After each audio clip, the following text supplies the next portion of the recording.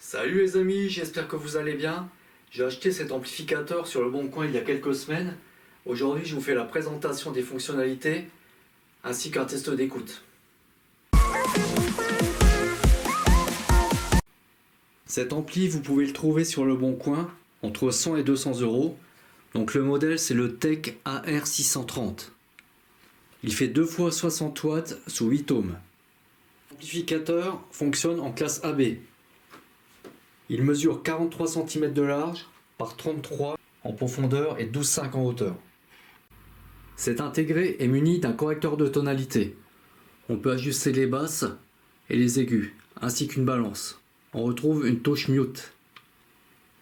Sur la droite, on a une prise micro avec un volume réglable, ce qui permet de s'en servir comme d'un karaoké.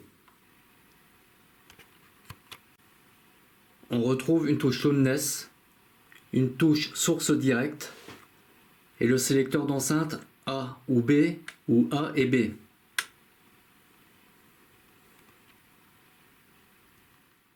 Nous allons passer à l'arrière de l'appareil pour voir sa connectique. Donc l'ampli n'est pas trop lourd, il pèse moins de 10 kg. Donc à l'arrière de l'appareil, on va retrouver la prise secteur. Alors c'est moi qui l'ai rajouté en fait. Au départ c'est un cordon prisonnier. Donc on a les deux borniers, donc le bornier pour les enceintes A et les enceintes B. Ici on a une prise, sorte de trigger on va dire. L'évacuation des calories se fait par ce tunnel. On va retrouver toutes les entrées au format RCA. Donc TEP, TEP encore, auxiliaire 2, auxiliaire 1, CD, tuner et une entrée phono. Et puis on a deux prises RCA qui servent pour une éventuelle télécommande avec un autre appareil de la marque.